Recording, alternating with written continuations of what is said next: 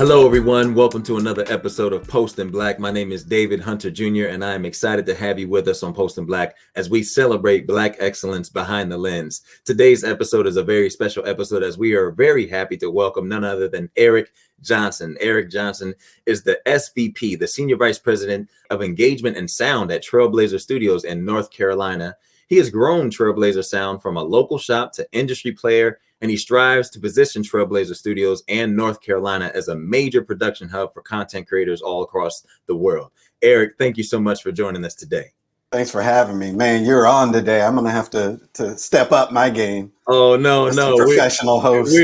We are very happy to have you. We're trying to make it professional because we're talking to somebody who's pretty much doing a lot of good things in the industry. But before we tap into that, we always like to do an icebreaker. So we're going to have an icebreaker. For those of you listening, you'll hear it. For those of you who are watching, you'll see it.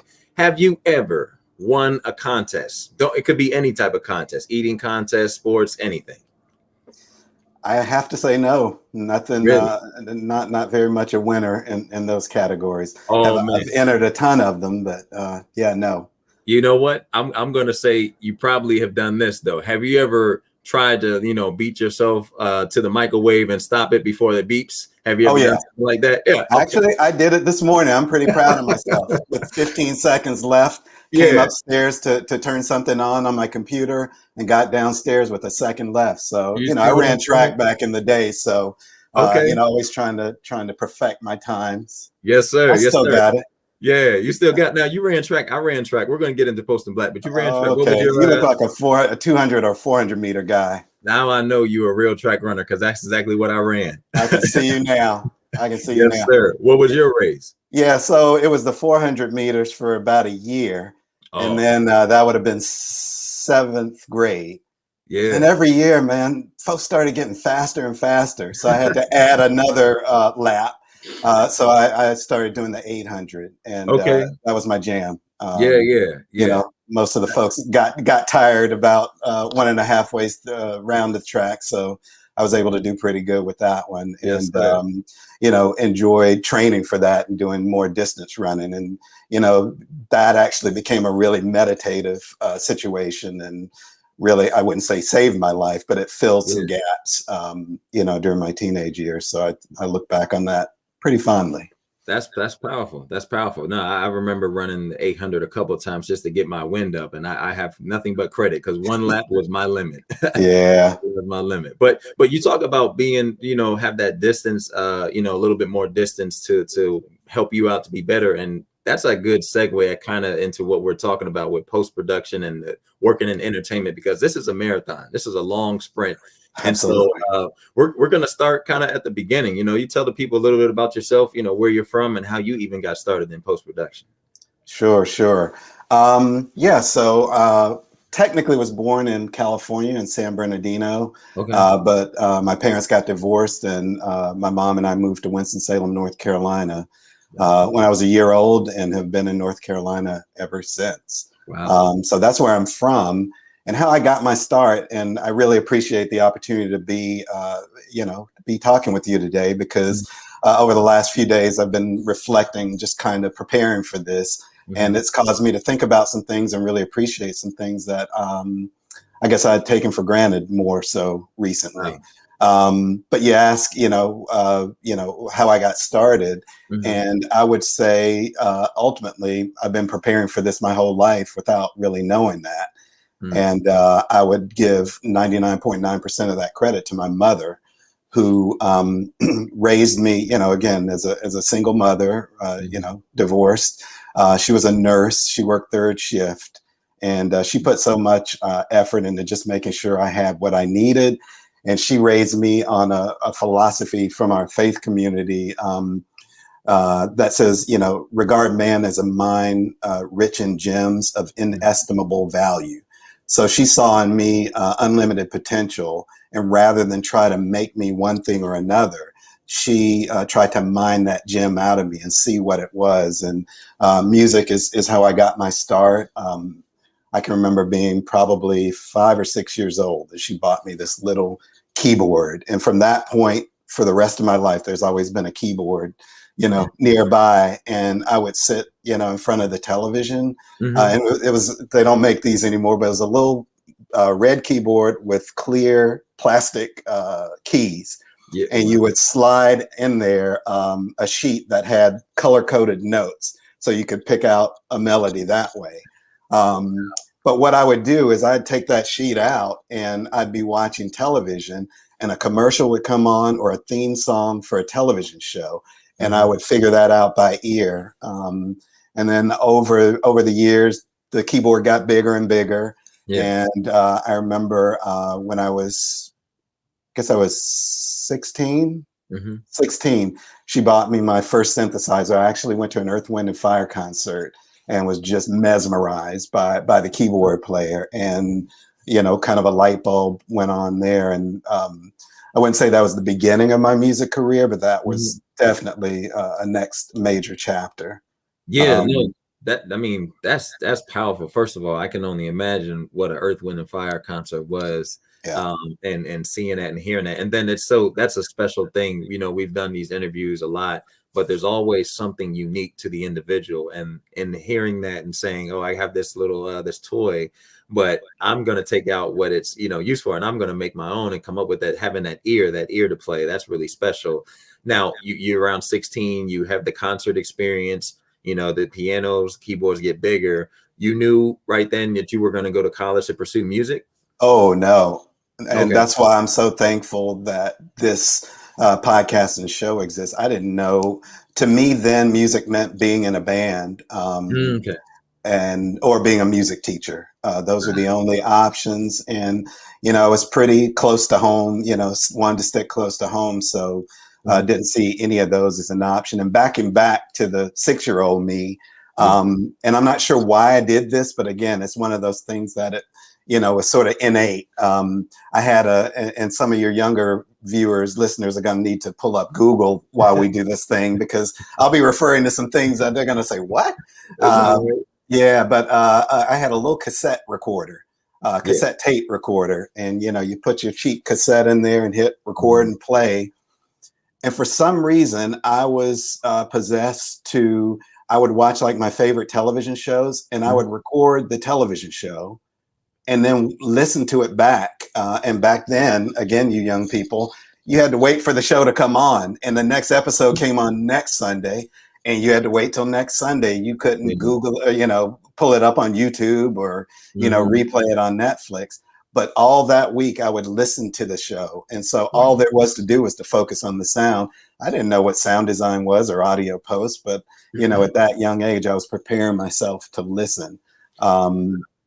And then I also, it's not my title anymore, but I'm very much a producer.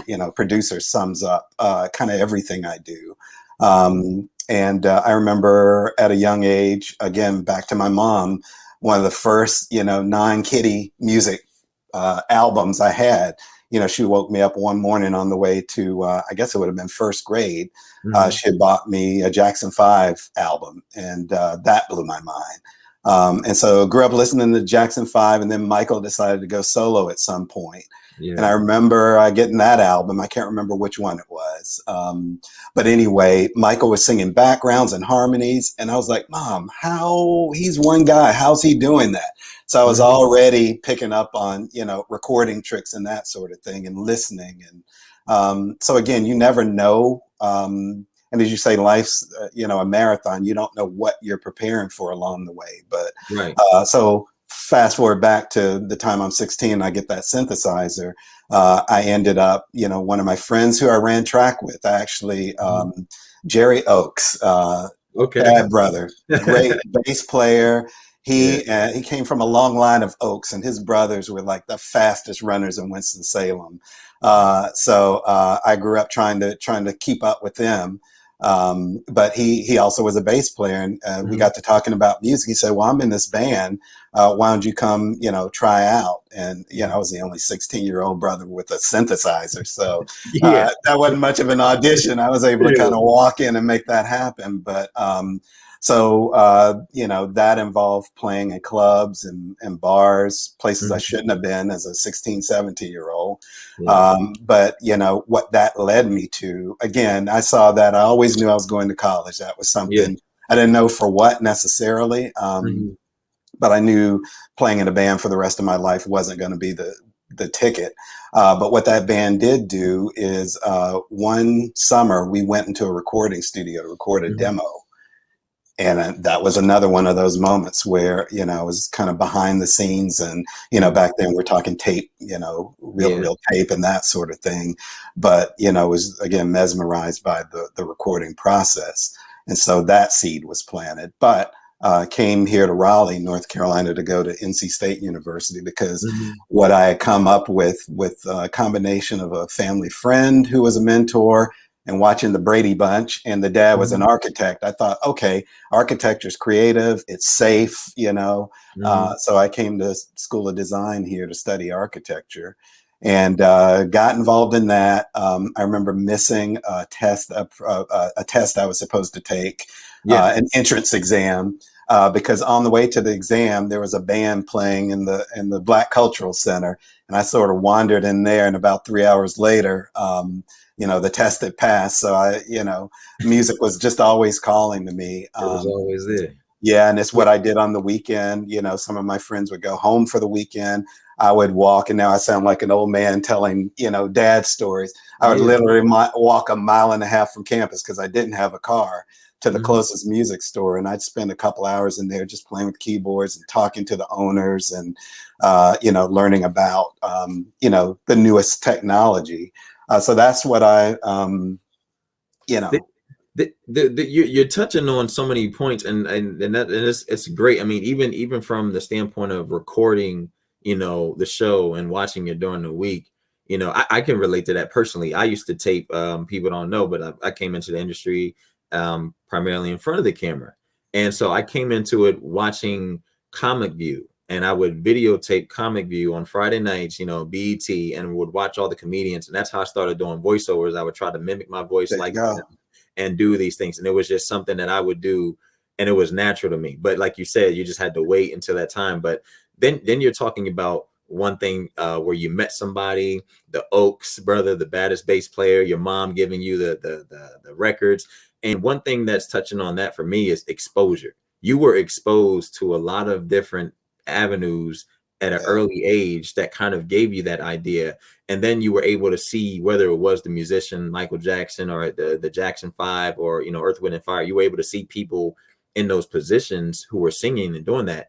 But now you're going to work in that industry. When you get to college, you know, okay, I'm going to visit and talk to people about these machines and how they make the music. But is that really like what gave you to start to say, okay, I want to pursue this professionally?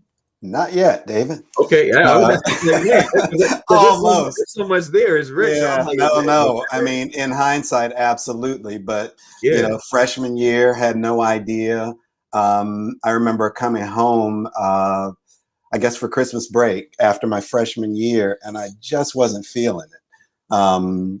You know, I was good at my design work, my architecture, but it just wasn't, you know, what filled my heart and soul. And, you know, my mom again, and we had this conversation, and I wasn't much of a talker, you know, about, you know, I was in my room with the door closed and the stereo going or out running. That's where I was spending most of my time. But I just remember having this conversation with my mom, and she was like, look, you know, everyone's given these God-given talents. And if you are able to kind of dig deep and find those and figure out a way to make use of those, but also in a practical way and ultimately, ideally, in a way that serves more than yourself, that, you know, put something good back into the world. If you can figure out how to line all those things up, you'll be good. And I'm like, okay. And I came back and finished, you know, my freshman year of architecture. And, you know, started to, I would think it was around my sophomore year, I was like, this isn't working. This just isn't working. What else is there? And I remember, I can tell you exactly where I was. There was a shelf of books. And again, now these days, this is something a student online can Google, what are careers in music? But I knew music is what I was passionate about. again, I only thought my options were being a music teacher or being in a band. That wasn't going to be an option. Let me think. Let me get this right. Was I married already at this point? I got married after my sophomore year, so it was somewhere around that time. Wow. Yeah. And so I knew at that point, well, if I'm going to switch into a career, I've got to be able to, pay the rent and that sort of thing. Yeah. So I went to this shelf, I pulled out the M book for music and just started going through all the careers: music therapist, music engineer, all these different things. And but what really did it for me was back up at the music store, a mile and a half back up the road. Well, I guess I'm married at that point, so we had a car, so I drove to the store. But there's a magazine called Mix Magazine that I read religiously to this day, some 30 years later. And in the middle of that magazine, I want to say it was the September of '85 issue, perhaps, somewhere, give or take a month. And there was an article in there about music for commercials and folks that compose music for commercials. That then you rewind the tape, you remember the little keyboard and me picking out. And it was like, I know how to do that, but I just didn't know that that was a career. And so another light bulb went off, and there's a long story in there, but the idea of composing music for commercials, it's like, that's something I can do from North Carolina. And that was how I got my start. That's incredible. And another word, you're kind of giving me all these nuggets. And I think the word that I'm hearing is intentional. You getting married even in a sophomore year at college, for a lot of people, they're there to play around. You're like, I'm here. I know what I'm about. I see what I want. I'm going for it. Intentional. Married. Okay. I know I'm married. I know there's responsibility that comes with that. Let me go look at this career. And Mahershala Ali did an interview with John David Washington recently, and they were just talking about their films. It's called Actors on Actors, Variety does it. And he said there's a difference between being grateful and fulfilled. And so, like, he's grateful for some of the roles he was getting, but he was fulfilled. He was fulfilled by this one particular opportunity because he was enriched by the story. And he felt, even after he left, it was more than just a check. It was more than opportunity. He felt that he was a part of the story, and he didn't have to do a backstory off camera. His backstory was on camera. Wow. And so I think you being fulfilled by the music shows the intentional purpose. You want to look through a book and look at all those. So you look through the book. What jumps out at you? What do you say? What does your finger stop when you say, "Oh, that's what I want"? Well, again, that just gave me the idea that, okay, there are other careers in or around music, but it was the magazine article that did it. It was like, okay, let me figure out how to do that.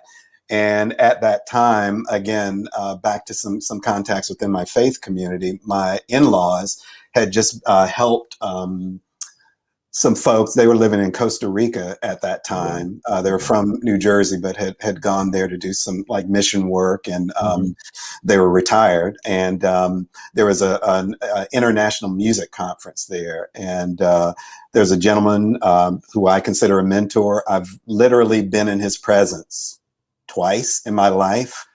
But he changed my life, and I've told him that. His name's Jack Lynch. He's from Canada.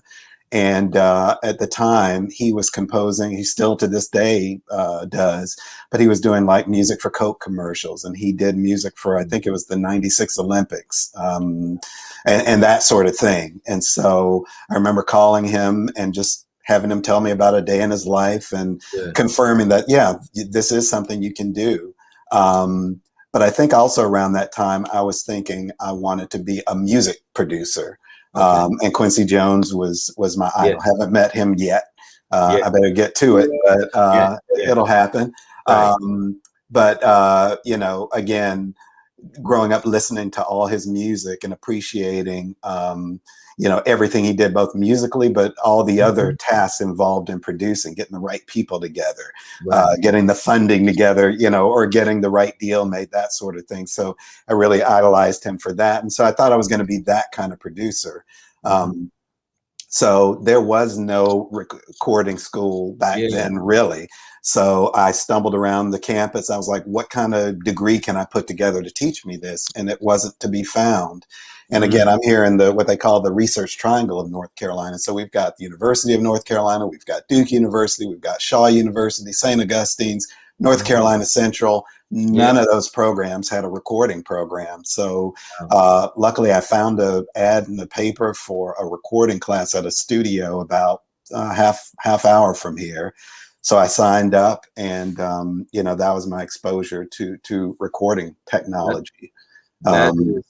That's drive, and that's really want to, you know what I mean? That's something that's seeing that and saying, okay, I'm gonna find what it takes. I'm not gonna let where I am, because like you touched on it too. You want to know, you were born in California and you grew up in North Carolina, but there wasn't that like, oh, I need to go back to California to do this, or I need to go to New York. You were like, I can do this right here. I'm going to do this right here, and I'm going to find a way to do that. And then we also talk about what inspirations were there, who inspired you. And even though you didn't meet Quincy Jones, him inspiring you from afar, and then that conversation with that gentleman from Canada really kind of leading you to say, okay, I'm going to go into this. So now you're working in the industry and you're making your way up.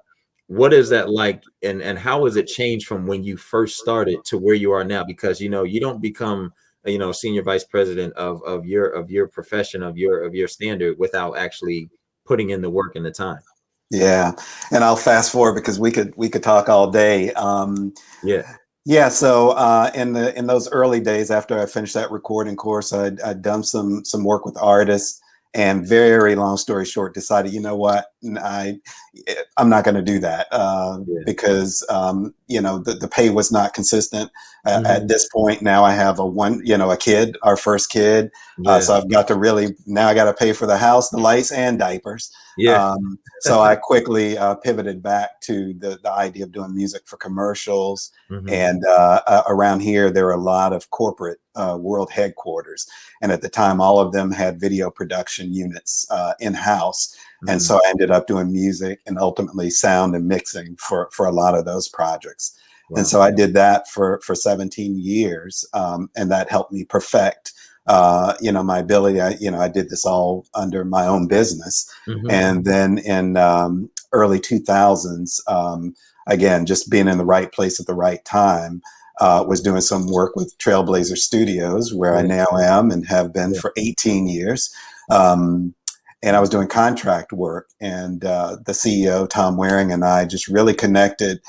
He saw me, he saw, potential in me that to some degree I didn't fully see, because when he first asked me if I wanted to join the team, I was like, no, I'm going to do this thing over here. I'll consult with you. But I just didn't believe I could ever work for someone. But the more, and he talk about patience, he was patient. And we just had many a lunch, many a conversation together.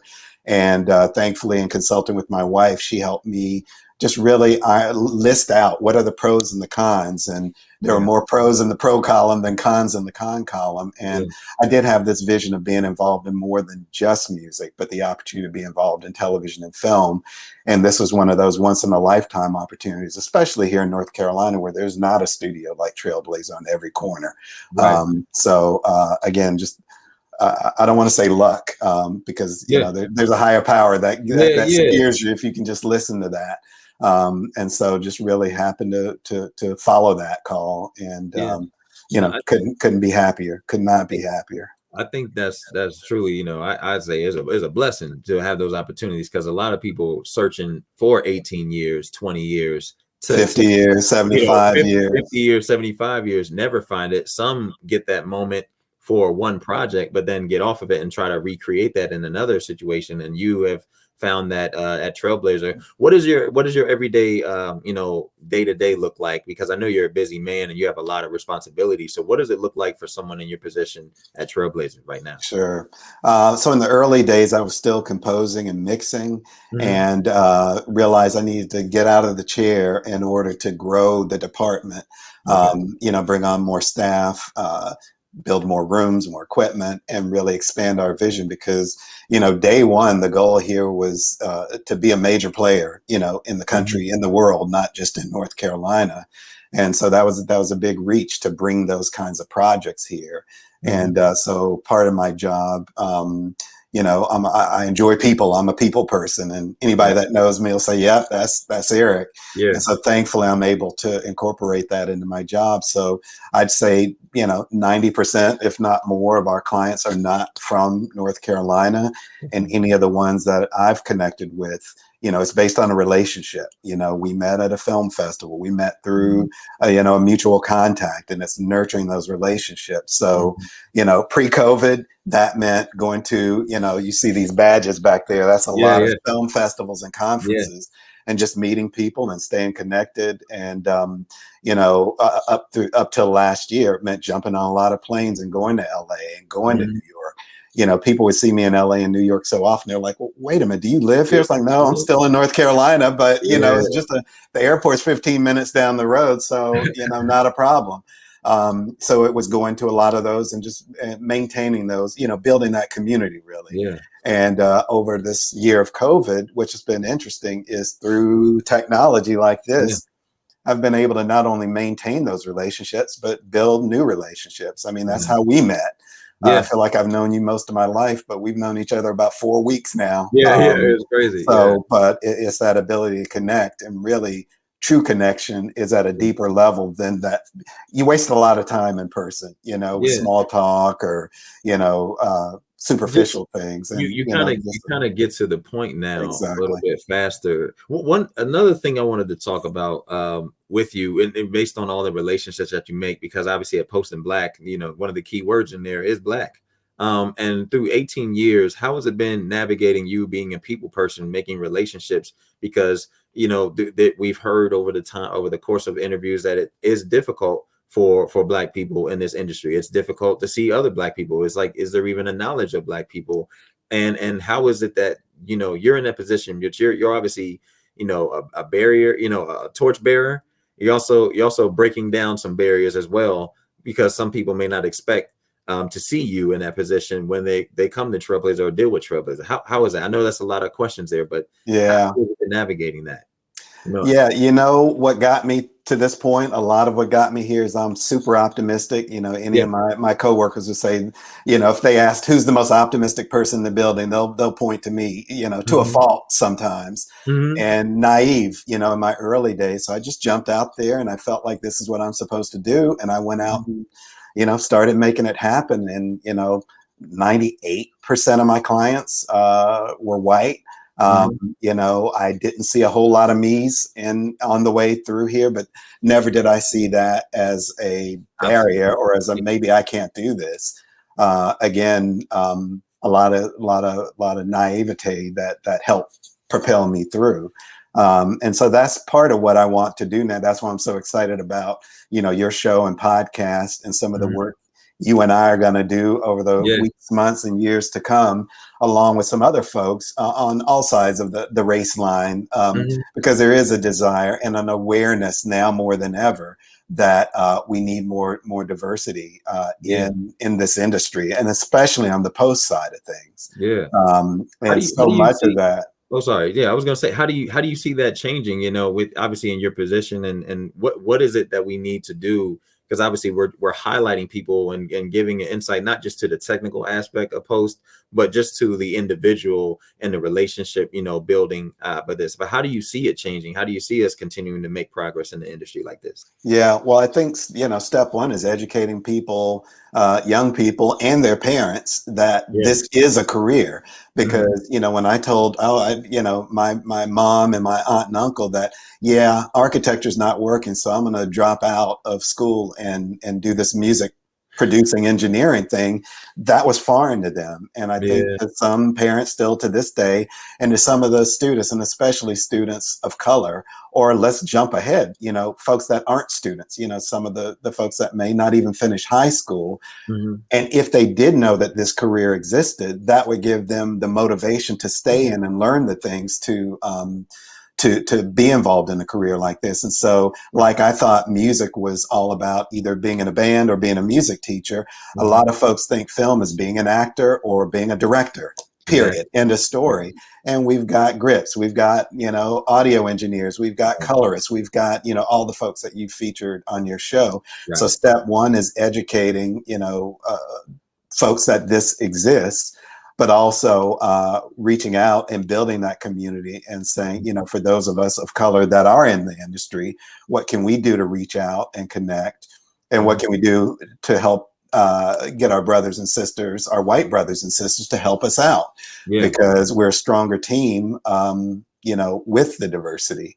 The shows are going to be better. The soundtracks are going to sound richer. The more diversity you're able to bring into a situation, that's going to give us an advantage. Right. Right. It just opens up more doors. And I think, this has been a tremendous, conversation with you. I guess that to not to put a closure on it, because there's so much, we might have to do a part 2 with you, but what does it look like for you moving forward? Obviously we talked about the industry, how things can change, but what does it look like for you, some of your long-term goals or desires, personally, career wise, in post, or just Trailblazer in general? Yeah, man, I say this with all sincerity. I feel like I'm just getting started. We've one thing I've learned is that this is a marathon, and I thought I would be here, and by here I mean doing the projects that we're doing now this year. I saw myself at this point 10, 15 years ago. And it's taken, all this time to develop the relationships, to develop the skill. But we're working on some projects every morning I wake up. It's like, is this really real? Or, is this a cruel dream that I'm going to wake up from? But projects that are enjoyable from a technical standpoint and entertainment standpoint, but I feel that are really meaningful. For example, we're working right now, finishing up a documentary on the Tulsa Race Massacre and Red Summer with director Don Porter, who's somebody I've looked up to and had many conversations with over the recent years. And finally, this is the year that we've been able to pull it together. And so that's an honor, but also to work with her, but also to be able to tell a story that will add some depth to the conversations on race that we're having. So many of us in the country, both of all colors, aren't aware in depth of that history. And so the conversations that for some began last year aren't beginning from a place of knowledge. And so to be able to be involved in a story like that is super fulfilling, as you say. But enjoyable, because we get to use all the latest bells and whistles to make it happen. And so couldn't be happier. We've got a number of other projects that, are literally dream projects for me. Yeah.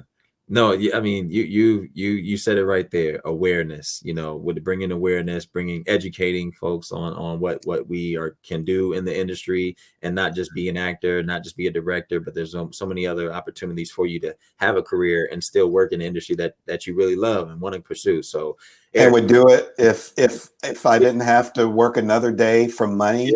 If all of a sudden I woke up and that $1 billion check was in the mailbox, I honestly would be doing the same thing, because I love this. You love it. No, it shows. It shows. And I know everyone that's tuning into this episode can agree. So Eric, I really appreciate, thank you for your time. Where can people follow and stay in touch with you, moving forward? Yeah, and we're a village, so I'd say trailblazerstudios.com is our website, and you can see what we're up to. But myself, Trailblazer Eric on Twitter and Clubhouse, and definitely hit me up there. Love to talk about this stuff, and let's all find each other at the next film festival, or NAB show, or Audio Engineering Society convention, once those things are able to happen. But we really need to take this community, connect wherever we can. So I'm going to be bugging you about figuring out some ways for us to do that in the world. No, Eric, for those of you who don't know, Eric reached out to me and we connected, and it was just like the follow-up. Eric, in his position, he doesn't have to reach out to someone like myself. He reached out and then sent an email, and literally that's how it spawned.